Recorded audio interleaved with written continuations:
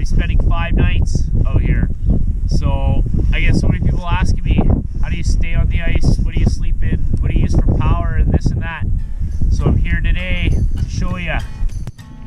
Alright, so the first thing is you're going to want to shovel down to the bare ice. You don't want any snow on the ice with the system I'm using, but this little bit of dusty snow like this is perfect. So make sure you get shoveled down to the ice, shovel it out equally, and then you can use that stuff for your flap all the way around. Alright, so once you got the ice shoveled off, where you're going to put your tent down, then you want to drill your holes.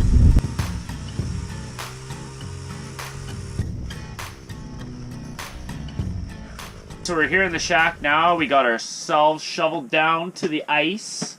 We got our 2 holes drilled. Well, it'll just be me for 5 days camping out here by myself.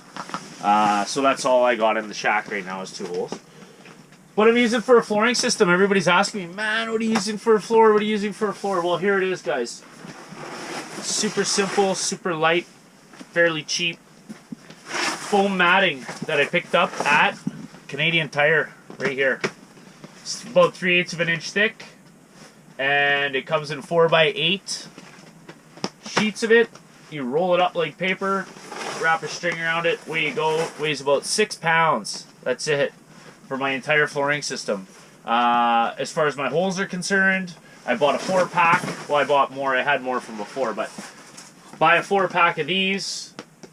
These are interlocking foam pieces, and then I just cut my 10-inch holes in these. I put them down, and I overlap that 4x8 sheet of foam. I have 2 of them, and I overlap those, and you're going to see that when I set it all up. But that's the gist of my flooring system. Complete floor for under 10 pounds, and cost-wise, I got all my stuff at Canadian Tire, so you'd be looking $50 maybe. So pretty cheap. The foam is a wicked insulator. You can't go wrong with this flooring system, guys. Gotta try it if you're camping on the ice. Alright, so we got all our foam down right now. You can make it a little nicer than I got it, but anyways, this is basically it. So you can see my interlocking pieces with my holes cut out of them. I don't have my flap shoveled yet. And these 4x8 sheets right here, you can see they're just kind of loose fitting. After you put some heat to your shack, they'll lay down real nice and flat. One thing I want to suggest to you guys, when you guys are putting these foam mats down, make sure, if you have the extra matting, to slide your mat like I have there underneath the flap. You can see like here, my mats go under my flap. It's just so much better to keep your warmth in, and your flap doesn't freeze to the ice if you're camping on the ice for, 5 or 6 nights or a week. Eventually, so much hot air in your tent, the moisture kind of runs down the walls if there is any, and it runs to the bottom, freeze your tent to the ice, and you're stuck there for 2 hours chipping it out. So that's a little trick I learned the hard way. Other than that, I mean, that's basically it right here as far as my floor and my tent and everything else are concerned. I'm using a Cabela's 4-sided hub right now. It's a gorgeous tent for me. I mean, it's got windows at eye level when you're sitting all the way around. It's got skylights up top, both sides. I just still got the other one open. It's a perfect tent for me. It's an insulated tent. And with this system here, I am camping outside minus 36, minus 37, minus 40, whatever. And I am plus 20 degrees in here with a big buddy on high. So my tent is 7 feet, 7.5 by 7.5 feet square. And my mats are 4x8, so it works out perfect. There's just enough to tuck underneath my flap all the way around. And there you go. All right, guys, well, we got the camp all set up, so let's go in and have a look.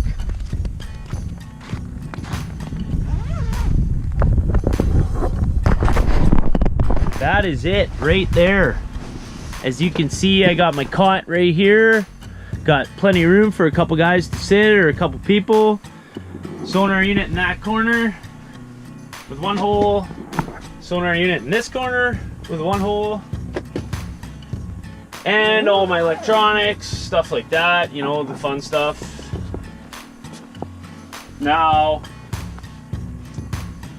everybody always asks me what I'm using for power, right? So here it is.